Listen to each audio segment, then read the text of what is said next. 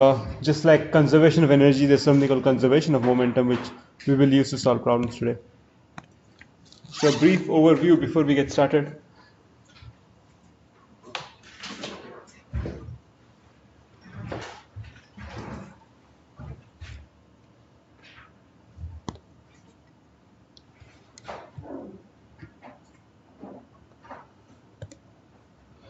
Okay, what is angular momentum?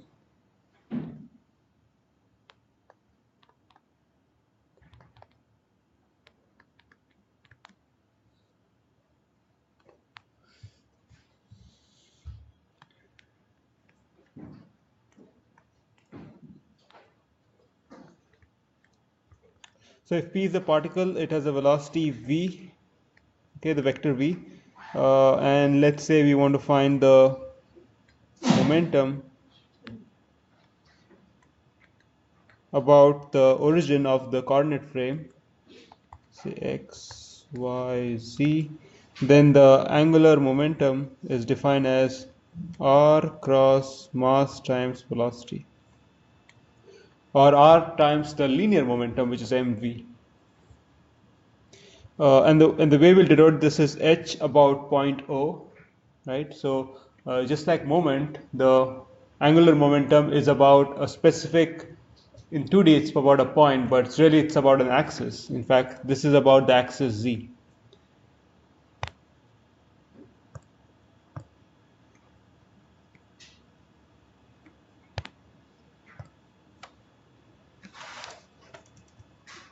Okay, so other things which are important. The moment about point O is, we've done this before, r cross f, or in other words, you need to find, we'll call that summation. So you need to find all the forces and the point of application and take the moment about point O. So if F star indicates the point at which the moment is applied, then you need to take the moment about point O. What it means is that this could be P, this is F1, F2, and so on, but this acts at P, say this acts at P, so I'll write the P, this acts at Q, and then if you want to find the moment about point O, then this is going to be R Q with respect to O cross F Q plus R P with respect to O cross F P, and so on. That is the moment. Okay, which is this is just an example of this.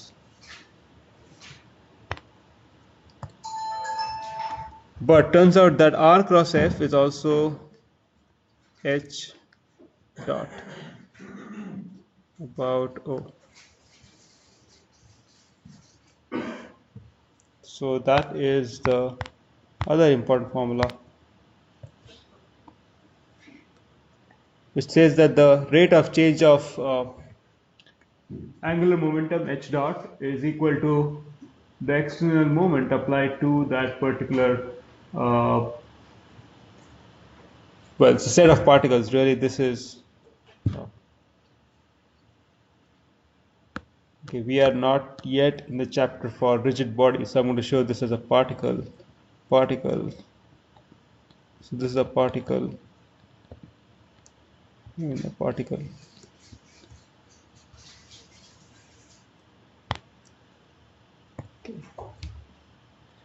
Okay. So what the principle of angular impulse and momentum is that you need to basically take this equation and integrate this. So this equation will be integrated. So MO equals H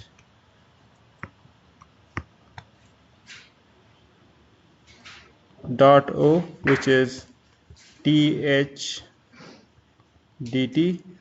So in order to find Well, to get the principle, what I do is I integrate, I multiply both sides by dt, and then I integrate from time t1 to t2. So here it will be h1 to h2. So summation m0 dt h2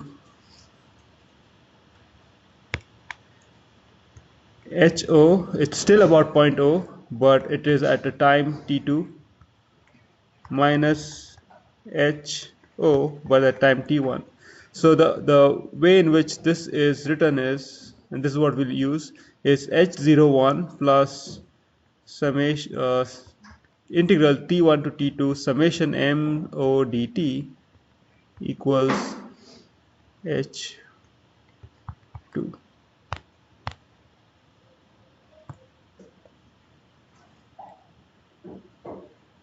Okay, what this says is that if there is a particle which is, if you take the angular momentum of the particle, HO1 at some time, and then it's acted upon by external moments or forces, then that external moment would cause the particle angular momentum to change to a value t. If this is positive, right, the summation is positive, then if this momentum is going to be greater than that one. If it's negative, then it's going to be less than that one. This is very, very similar to principle of work energy. But it was what? U, remind me, T1 plus U12 equals T2, right? It's very similar. Except that this is in, this has, that one had integral, I think it was ds, for work done here. Here it is integral with respect to time.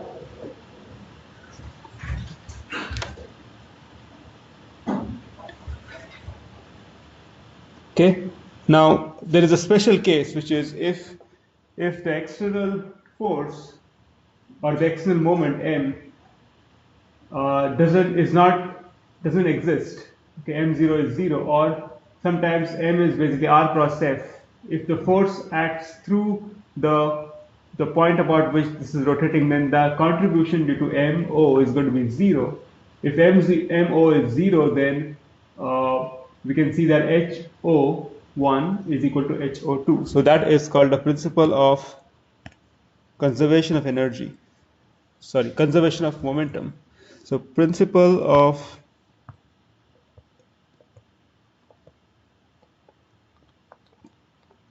conservation of momentum.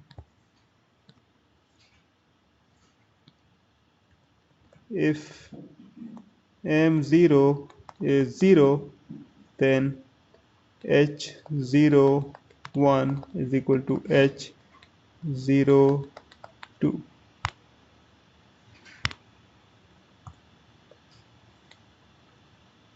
What that means is that the angular momentum is conserved, just like energy is conserved. Is a analogous thing in the energy world. Okay. By the way, conservation of momentum does not imply conservation of energy or vice versa. They're two different principles. I'm just trying to show you that there is something similar in the energy world, and we'll see problems where we will have conservation of momentum but not that of energy.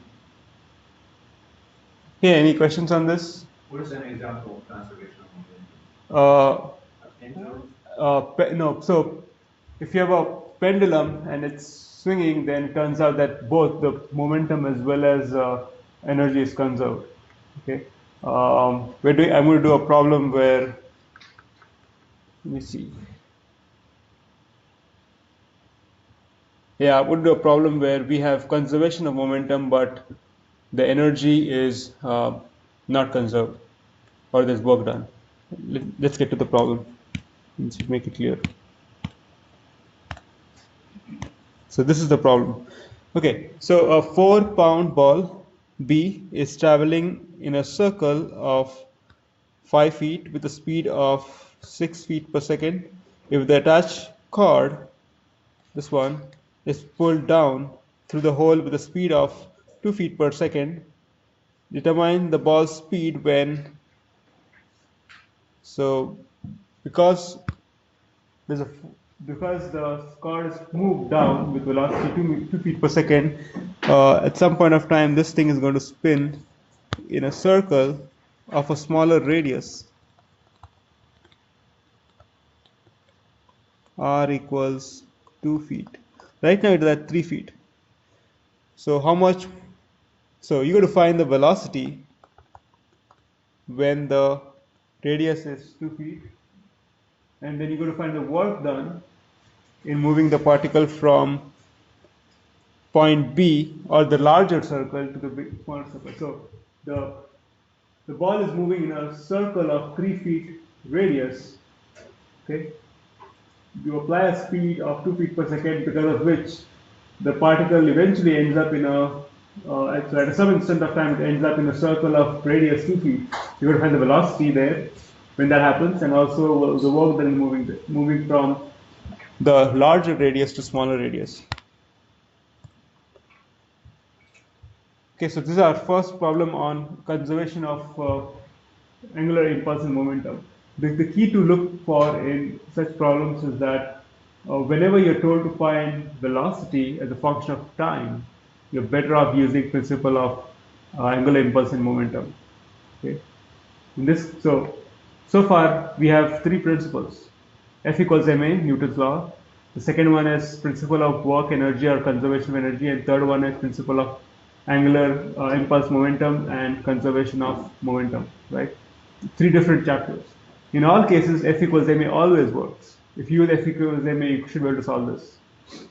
The other two chapters, which is the work and energy and this particular chapter, momentum, are ways in which your life can be easier, to be a shortcut to F equals ma.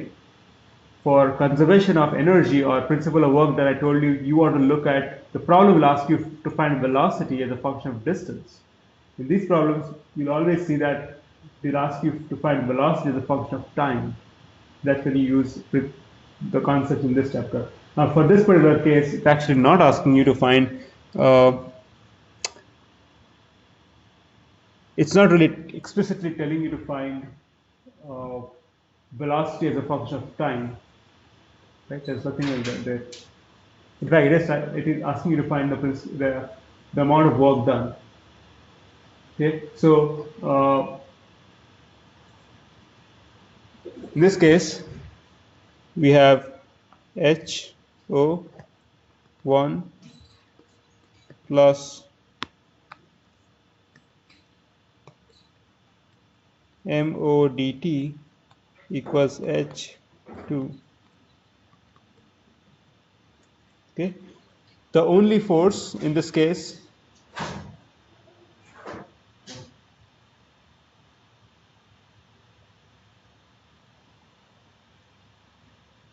is this way, and it's, again, there's no friction, so there's no force in this direction or any other direction, right? The only force is coming because this ball will get sucked into the center of the circle. So if you assume that this point is O, right, then the external moment is going to be R about point O times F. So B, but since the force F, this force, passes through O, this is going to be 0, because this is equal to 0.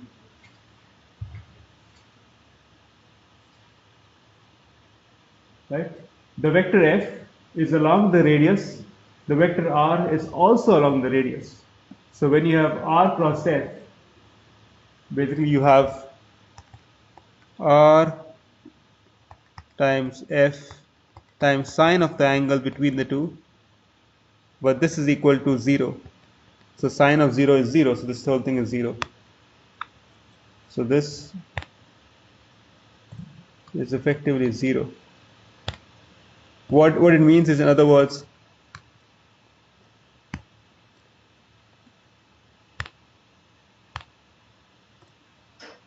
H01 is equal to H02, or the angular momentum is conserved. Okay, you do not have to write the first step. If you recognize the angular momentum is conserved, you can just go to the step 2. Okay, so this is a problem where there is a force, a moment, but the movement doesn't quite change the momentum of the system, angular momentum of the system. So the initial momentum is r1 mass times velocity, and really a mass r1 cross mv1 vb1 equals r2 times mass times v2. Now the radius r is this way, velocity b1 is this way, the angle is 90 degrees, so r cross mv, when you try to find r cross mv, it's going to be magnitude of r, magnitude of v times sine of the angle between v and r, and that's 90, so sine of 90 is 1. So effectively you can write this as r1 mv b1, and the same applies, logic applies here, r2 mv2. You can cancel out, absolutely, yeah.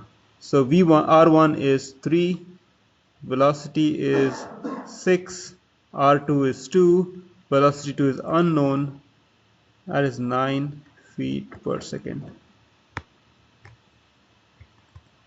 v2 is 9 feet per second.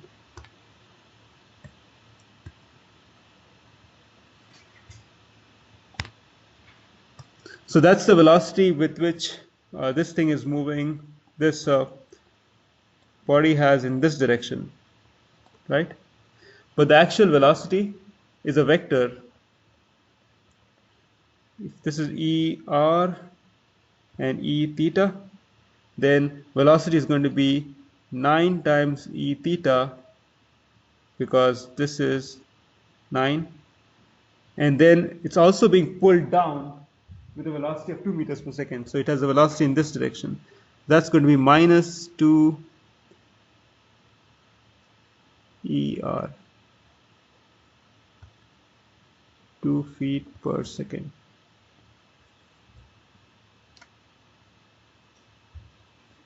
So that's the velocity well, that's a vector, right? Velocity is a vector, and that's the velocity, but the magnitude is just, the magnitude in the tangential direction is just 9. So the next part is how much work is done to pull down the cord.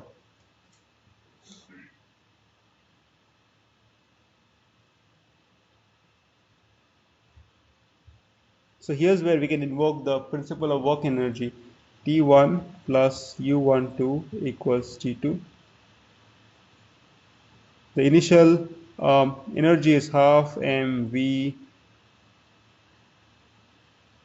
v1 square plus summation U12 equals half m, and I need to find the magnitude of v2 square. So half mass is 4 divided by 32.2, velocity is 6.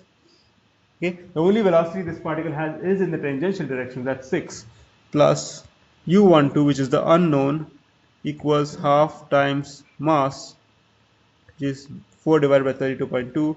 Velocity square is going to be 9 square plus 2 square. Right, this comes from here. So velocity is the x square plus y square. You're going to find the magnitude. Okay, from that, summation u12 is equal to work done, which is 3.04 feet pound. So work is nothing but just changing kinetic. In this case, yes. Yeah.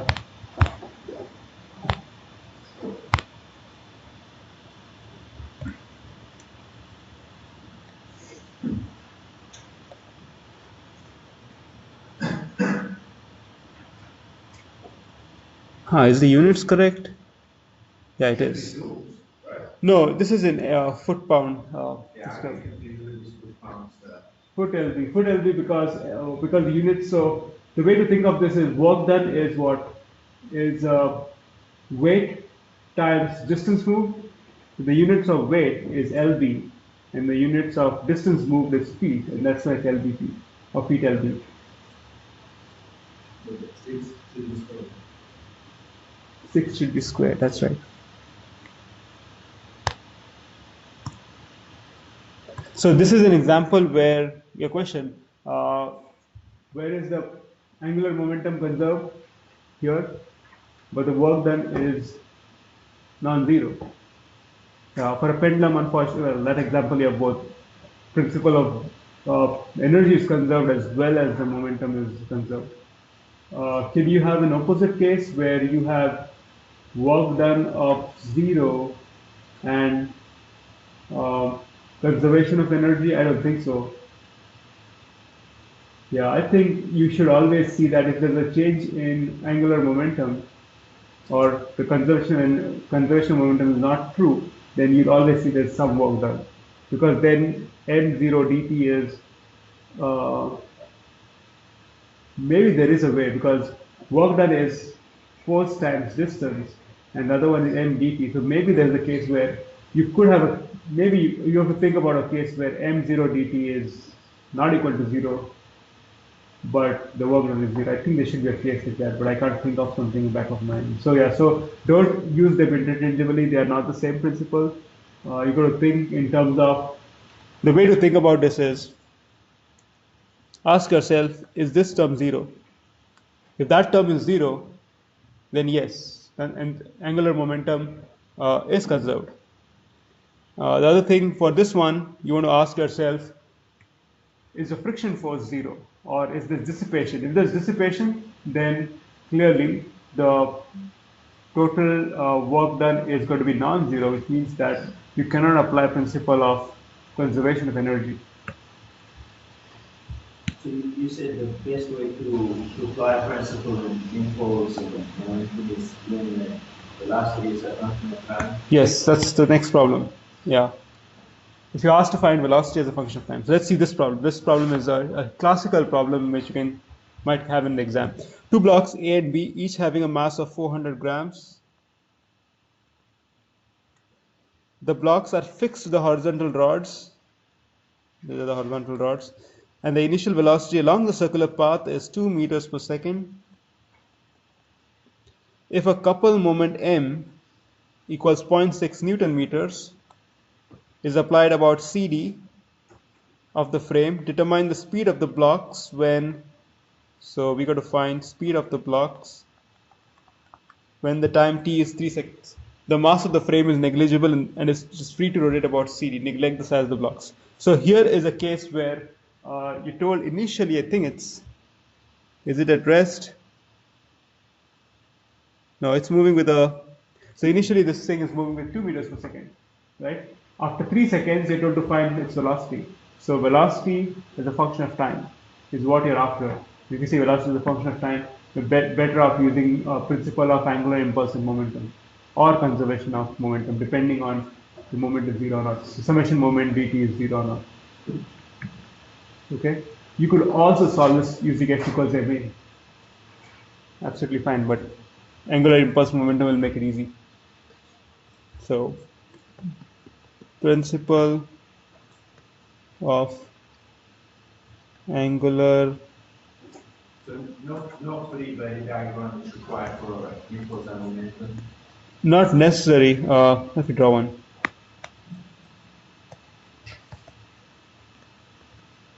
Okay, in this case, you would draw one for the blocks.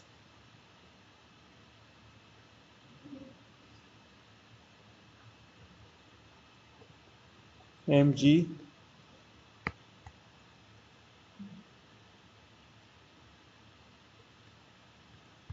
t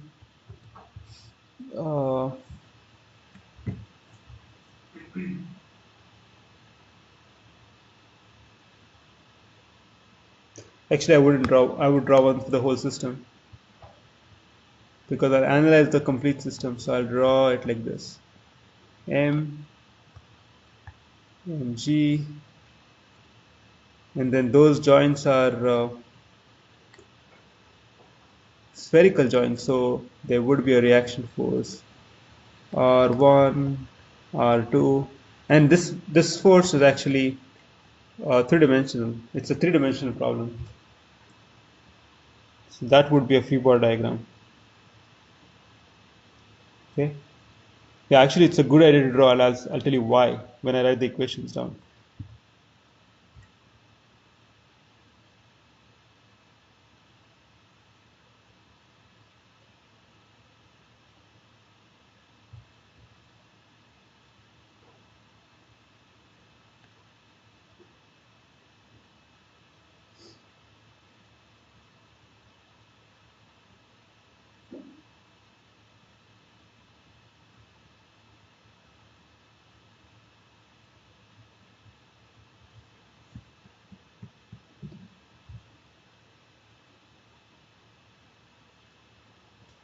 Okay, so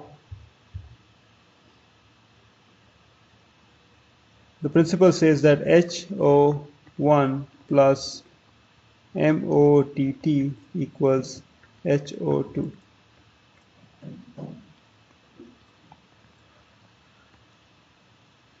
Okay, what's so well? In this case, it's going to be the axis CD. O is axis CD. C is this, D is this.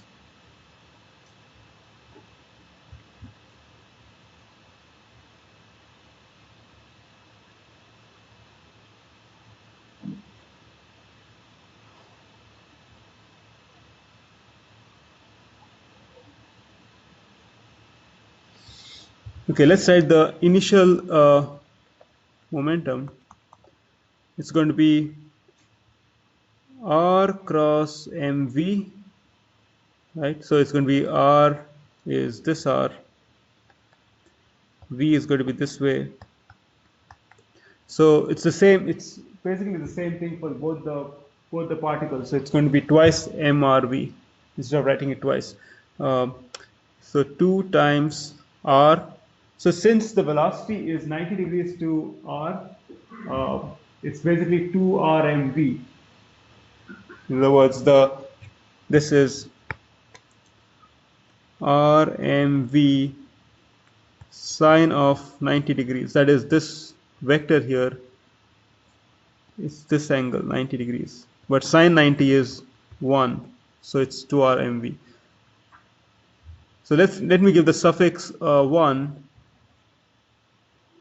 not for R, but so what is the definition of H? It's R cross MV vector, right?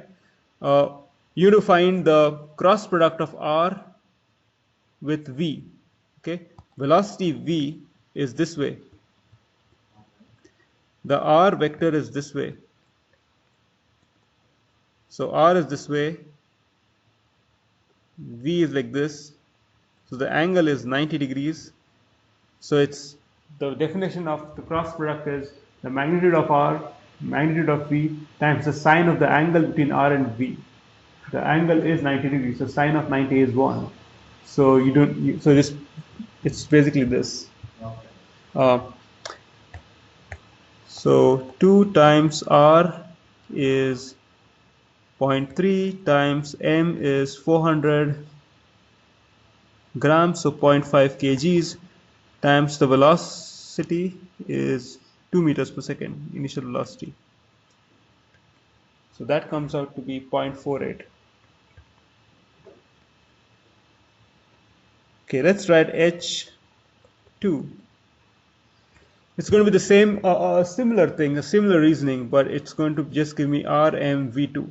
Okay, again, R cross M, V2, R and V is going to have an angle of 90 degrees, so sine of 90 is 1. So essentially the same thing as previously. But in this case, 2 into 0.3 into 0.4, V2 is unknown, right? So that comes out to be 0.24, I think, 0.24 V2. The final thing left here is M0 dt. T1, T2.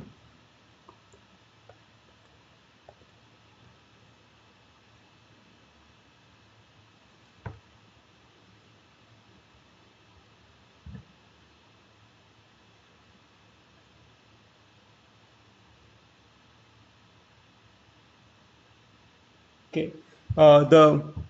So when you want to find moments, it's, well, the external moment, it's 0.6 dt. But you'll also have to account for the fact that there's weight, right? This weight. The question is this weight, which is shown here. Okay, let me backtrack a little bit. This is a free body diagram. The reason why you want to draw a free body diagram is so that you can figure out what is the net moment. Okay, R1. So that net moment about CD. What's CD? CD is the axis. O here is the axis CD. Okay, so we want to find all the moment about axis CD. Now, if R acts at C, then the moment due to R is going to be 0, right? Because R passes through C, the axis. The moment due to R2 is again going to be 0 because R2 passes through the axis. So the momentum is going to be 0. We're left with, well, 3 more things. We're left with M0, and we're left with mg here and mg here. So I need to figure out what is the contribution to these things. So m0 is trivial, it's just m0 dt. Now my question is, does mg, okay, contribute towards the moment or not?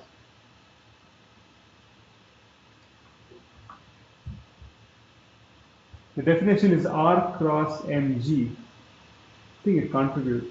There's a 0.3 m r between. Sure.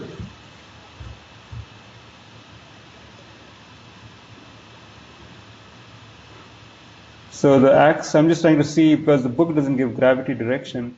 It says that AB is horizontal, which it is. So that means that CD is vertical.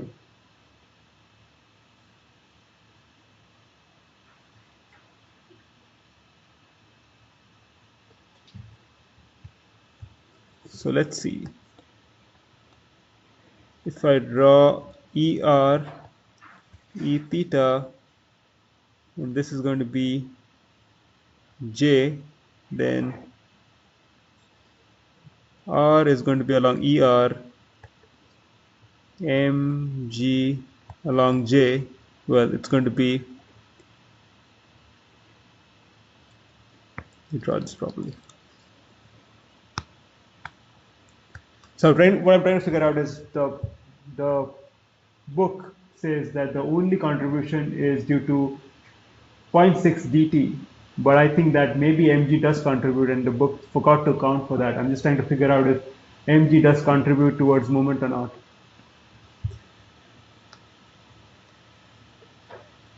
So this is going to be ER, this is going to be E theta, and let's call this as, well, if you like, we can call this I, and we can call this J, and call this K. So the contribution due to mg is going to be about axis CD or O. It's going to be R along I crossed with mg along negative K. So this is going to give me mgr minus, so I cross K is minus J, so it's going to be plus J. So the moment due to mg is going to be along J.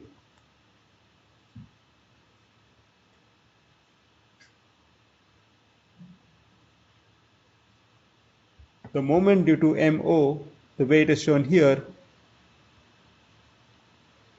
is going to be about K, right? The moment is applied this way, so the direction is going to be about K. Okay, so then I have to backtrack and figure out what this moment is about. This one. So I wrote it as r cross mv, but I did not put the direction. I'm going to try to write the direction using these vectors. So r I cross m v along j. So it's going to be r m v k. Okay, I see. Okay, so I know why the book didn't consider the moment due to this. So let me fill this up and then tell you the reasoning. So this is moment due to m0.